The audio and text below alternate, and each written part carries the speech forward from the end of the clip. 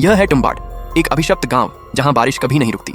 देवताओं ने कभी इस जगह को आशीर्वाद दिया था, लेकिन बाद में वही आशीर्वाद एक श्राप बन गया। कहानी कहती है, एक देवी थी जो सोने और अन्न की प्रतीक थी। ब्रह्मांड की शुरुआत में उसने 16 करोड़ देव देवताओं को जन्म दिया।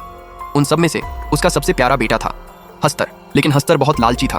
उसने माँ का सारा सोना ले लिया, पर जब उसने अन्न लेने के लिए हाथ बढ़ाया तो बाकी सब देव देवताओं ने उस पर हमला कर दिया।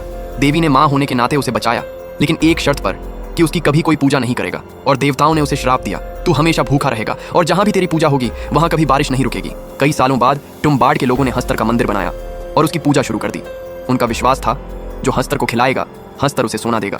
लेकिन देवता इस बात से क्रोधित हो गए और उनके क्रोध से शुरू हुई बारिश, एक ऐसी बारिश जो कभी नहीं रुकी।